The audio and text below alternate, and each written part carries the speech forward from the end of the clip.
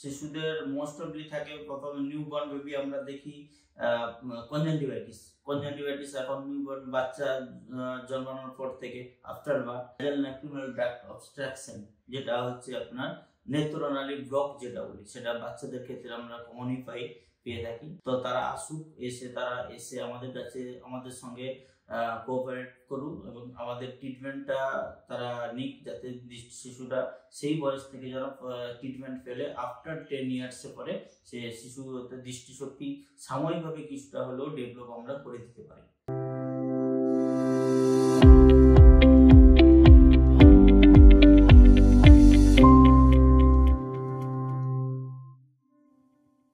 নমস্কার, আজকে আমাদের সাথে রয়েছেন ডক্টর শঙ্কর সাহু, যিনি আজকে আমরা চক্ষু স্বাস্থ্য নিয়ে আলোচনা করব। Doctor Shankar Sahu eye care clinic খড়গপুরে অনেকদিন ধরে যুক্ত রয়েছেন এবং উনি অনেক রকমের পেশেন্টস দেখেন যারা গ্রামাঞ্চল থেকে আসছে, ছোট শহর বা খড়গপুর যেহেতু একটা স্মল টিয়ার 3 টাউন, এই এলাকা থেকে পেশেন্টসরা আসে, তারা অনেক রকম সমস্যা নিয়ে আসে।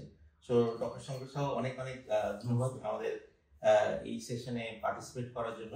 আপনার কাছ থেকে আমরা শুনবো যে আপনি কি ধরনের পেশেন্টস আমাদের এই ক্লিনিকে দেখতে পান। আমরা চোখেরই পেশেন্ট আছে জেনারেলি আমাদের কাছে। তো আমি লাস্ট 5 ইয়ার্স ধরে চোখ আই প্র্যাকটিস করছি, আই রিলেটেড। তো সেখানে আমরা চোখের সমস্যা, অনেকগুলো সমস্যা থাকে। কিছু পেশেন্ট আছে হেডেক, মাথা যন্ত্রণা নিয়ে থাকে। কিছু পেশেন্ট রেডে, চোখে লাল হয়ে গেছে, সেই পেশেন্টগুলো আছে। কিছু পেশেন্ট আছে ছানিজনিত সমস্যায় ভুগছে, সেগুলো আছে। কিছু রিফ্রেক্টিভ এরর থাকে, যেগুলো দূরে বা কাছে দেখতে সমস্যা হচ্ছে, সেই পেশেন্টগুলো আমাদের কাছে। আচ্ছা, আজ আমরা চোখের যত্ন নিয়ে আলোচনা করব। আমরা জানি যে আমরা অনেক মানুষ তারা বিভিন্ন রকম কাজে বা ইয়েতে চোখ যে একটা ওটাকে অনেক সময় ইগনোর করে। তো আমাদের চোখ যেহেতু একটা শরীরের one of the most vital organ, তার চক্ষুর ব্যাপারে কতটা তাদের খেয়াল রাখা উচিত বা কোন কোন জিনিসদের উপর খেয়াল রাখা উচিত, সেটার ব্যাপারে যদি আপনি কিছু বলেন। গ্রামের দিকে জেনারেলি কিছু মানুষ থাকে যারা চোখ সম্বন্ধে অতটা ওয়াকিবল নয়। তো সেখানে আমরা অনেকটা ফ্রি হেলথ সার্ভিস দিয়ে থাকি। আই রিলেটেড কিছু আই ক্যাম্প থাকে ফ্রিতে, যেগুলোতে মানুষ কিছু অ্যাক্টিভ হয়ে আমাদের কাছে আসবে, আমাদের কাছে চোখ দেখাবে, ইভেন চোখের ট্রিটমেন্ট নেবে। তো সেগুলো আমাদের কাছে মোস্ট ইম্পর্টেন্ট থাকে। সেখানটায় আমরা চোখ নিয়ে অনেকটা ওয়াকিবল থাকি, যাতে মানুষ আসুক এবং ট্রিটমেন্ট পান, এবং চোখের দৃষ্টিশক্তি আমরা যাতে উনি প্রপারলি দৃষ্টিশক্তি দেখতে পায়, তার চেষ্টা আমরা সবসময় চেষ্টা। গ্রাম বা এই শহরের যে ছোট শহরের সবচেয়ে বেশি প্রবলেম আমরা কি দেখতে পাই? জেনারেলি গ্রামের দিকে যেগুলো থাকে মোস্ট অফলি ক্যাটারাক্ট। কিছু পেশেন্ট থাকে যারা এজেড পেশেন্ট থাকে, যারা বয়সজনিত কারণে চোখের অনেক রকম সমস্যা থাকে। যাদের ডায়াবেটিক থাকে, তারা ডায়াবেটিক রেটিনোপ্যাথি নিয়ে সমস্যা ভুগতে থাকে, দূরের দৃষ্টি দেখতে পায় না, প্লাস অনেক রকম সিমটম থাকে ডায়াবেটিকে। তো সেগুলোর প্রবলেম অনেকগুলো সমস্যা থাকে। এবং যারা হাইপারটেনশন থাকে, হাইপারটেনশনে চোখের আই রিলেটেডও প্রবলেম থাকে, প্লাস ক্যাটারাক্ট যেটা হচ্ছে ছানি। ফ্যামিলিতে একটা করে আপনি ছানি পেতে পাবেন।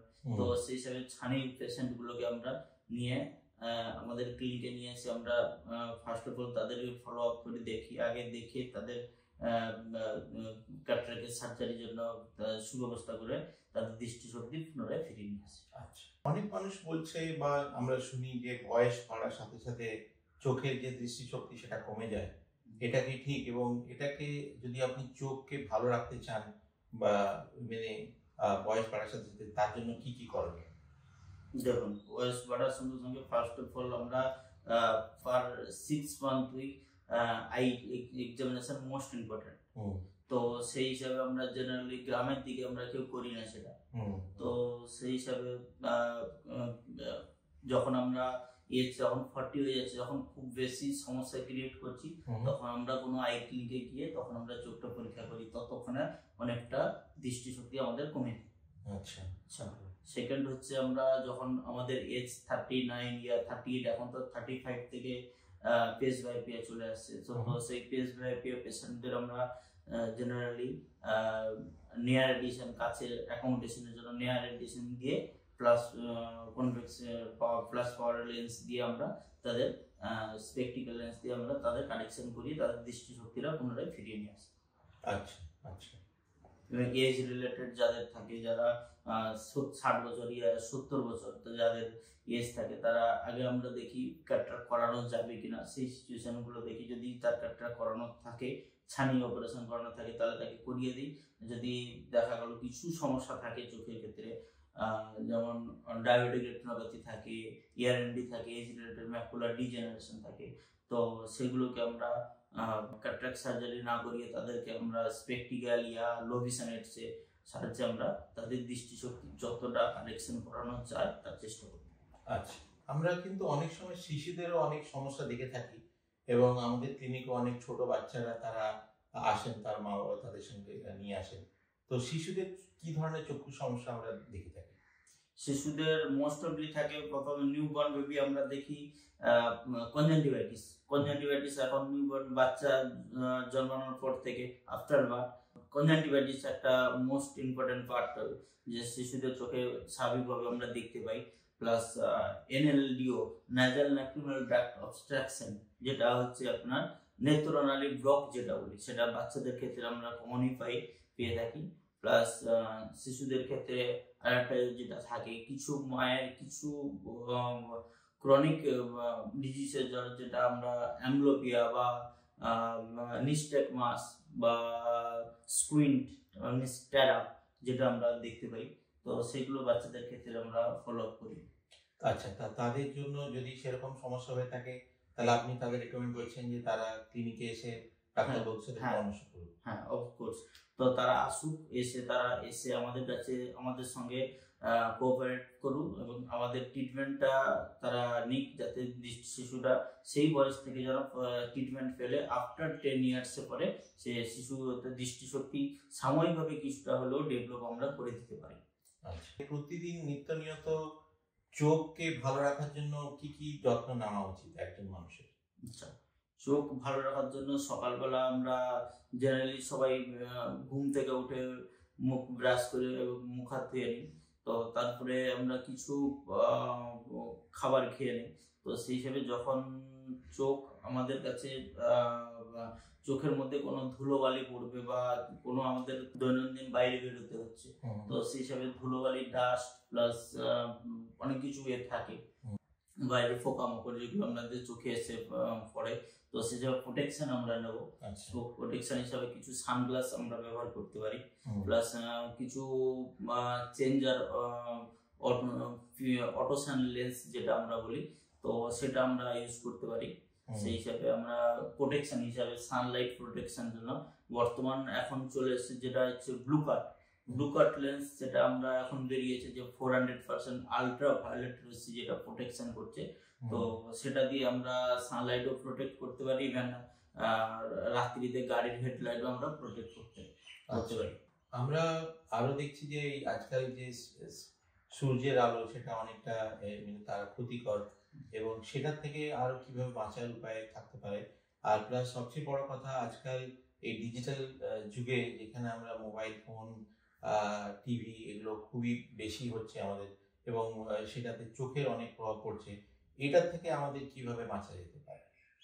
দেখো, যেটা হচ্ছে সানলাইট থেকে আমি এখনই একটু আগে বললাম, যেটা হচ্ছে আমরা অটোসান, যেটা পাওয়ার পিজি চেঞ্জার যেটা বলে, রোদ লাগলে যেটা লেন্সটা কালো হয়ে যায়, যেটা মডলেস মধ্য কথা যেটা আমরা গ্রামের দিকে বলে থাকি, তো সেই লেন্স আমরা ইউজ করতে পারি সানলাইট প্রোটেকশনের জন্য।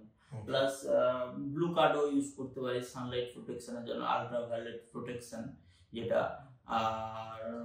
আর একটা হচ্ছে মোবাইল ফোন আর ডিজিটাল দিকে যখন আমরা যাব, জেনারেলি যেটা টিভি, কম্পিউটার, মোবাইল থেকে যে আলট্রা ভায়োলেট রশ্মি বেরোচ্ছে, সেটাকে আমরা প্রোটেকশনের জন্য এখন নতুন ভাবে আমাদের কাছে এসেছে বাজারে, যেটা হচ্ছে ব্লু কাট লেন্স। সেই ব্লু কাট লেন্স আমরা অলওয়েজ ইউজ করতে পারি, পাওয়ার উইদাউট পাওয়ার। আচ্ছা আচ্ছা। গ্রামাঞ্চলে আমরা অনেক সময় দেখি যে মানুষরা চট করে আসতে দ্বিধাবোধ করে, বা অনেক সময় ক্যাটারাক্টটা একটা খুবই অ্যাডভান্স স্টেজে চলে গেছে, তখন তারা সেটা করতে আসে।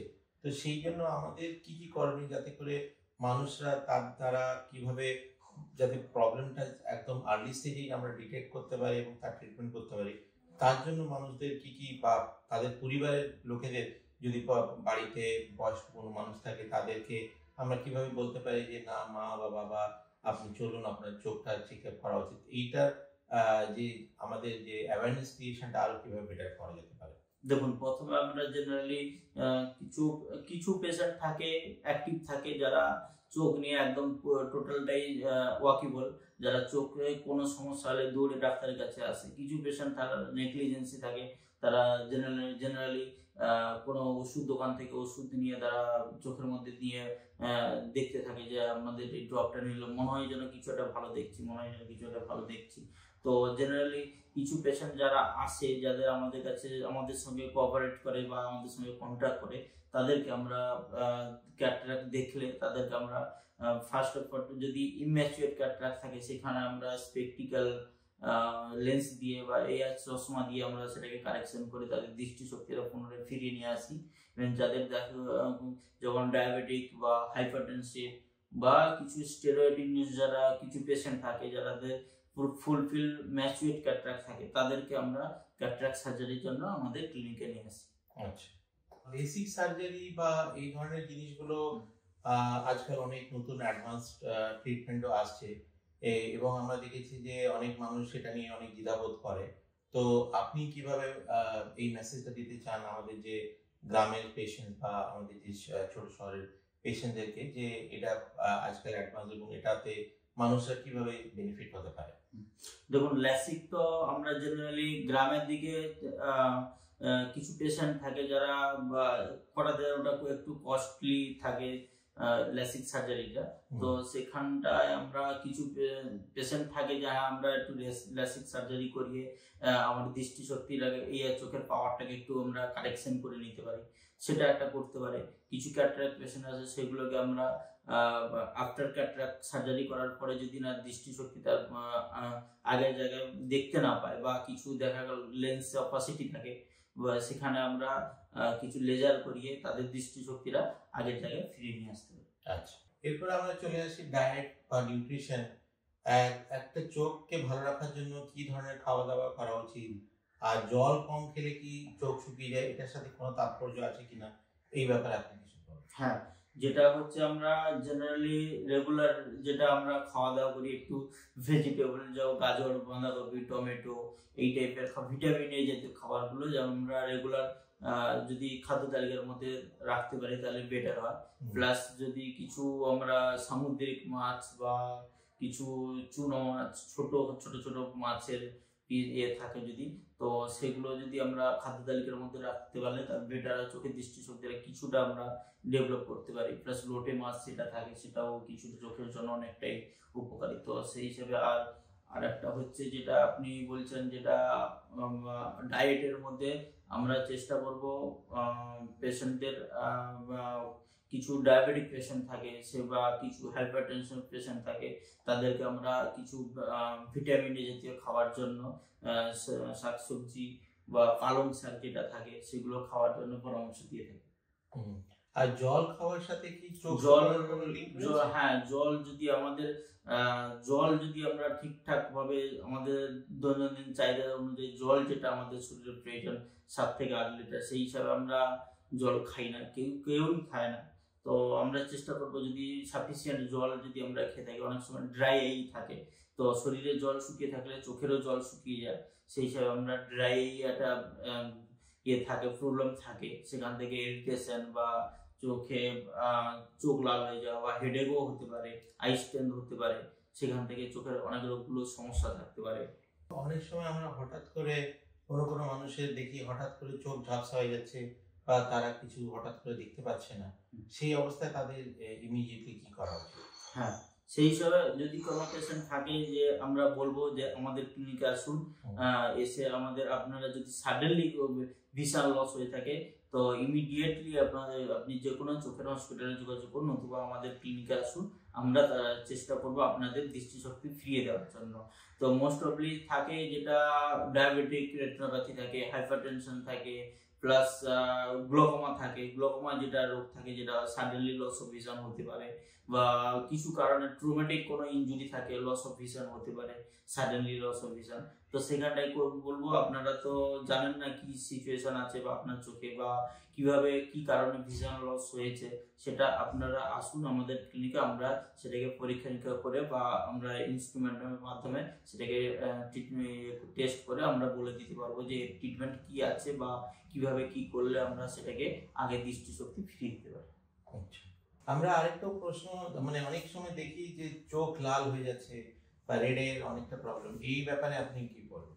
হ্যাঁ, রেড আই দেখুন, রেড আই জেনারেলি অনেক শিশু থেকে বড় সবারই হয়ে থাকে। তো রেড আই মোস্ট অফলি কিছু কনজাংটিভাইটিস থাকে, সেখান থেকে রেড আই হতে পারে। কিছু পেশেন্ট, এজেড পেশেন্ট থাকে যে আর্থারাইটিস বা গাউট, সেসব ক্রনিক্যাল ডিজিজেস যারা সাফারিং করছে তো অনেক দিন থেকে, তো সেখানে কিছু ইউভিআইটিস থাকে, সেখান থেকেও রেড আই হতে পারে। তো আর একটা ট্রমাটিক ইনজুরি থাকে, সেখান থেকেও রেড আই হয়। যেটা হচ্ছে সাবকনজাংটিভাল হেমারেজ থাকে, সেখান থেকেও আমরা রেড আই পেয়ে থাকি। তো রেড আই যে কোনো কারণে হোক না কেন, তো আমরা রেড আই ট্রিটমেন্ট করব। আমরা নিজেরা ওষুধ দোকান থেকে কোনো ওষুধ কিনে ড্রপ না লাগিয়ে আমরা কোনো চক্ষু চিকিৎসকের কাছে গিয়ে সেটা আমরা চোখের সম্বন্ধে অ্যাকচুয়ালি কি হয়েছে, কি কারণে রেড আই হয়েছে সেটা ডায়াগনোসিস করে তারপর আমরা ট্রিটমেন্ট করব। আচ্ছা, ঠিক আছে। আজকে আমরা অনেক কিছুই জানতে পারলাম চোখের ব্যাপারে, চক্ষু স্বাস্থ্যের ব্যাপারে। অনেক অনেক ধন্যবাদ। তো আজকে আমরা চোখের ব্যাপারে অনেক কিছুই জানলাম, চোখ কিভাবে ভালো রাখতে হয়, বিভিন্ন রকমের প্রবলেমস এর ব্যাপারে, এবং ওই প্রবলেমস থাকলে কিভাবে আমরা চট করে একজন ডাক্তারবাবুর কাছে গিয়ে সেই সমস্যার সমাধান আমরা করতে পারি। আশা করি আপনাদের আজকের এই সেশন ভালো লেগেছে। আপনাদের যদি সেশন ভালো থেকে লেগেছে তাহলে আপনাদের এই চ্যানেল বাংলা হেলথ উইথ আইকিউর অবশ্যই লাইক, শেয়ার এবং সাবস্ক্রাইব করতে ভুলবেন না। সুস্থ থাকুন, ভালো থাকুন। নমস্কার।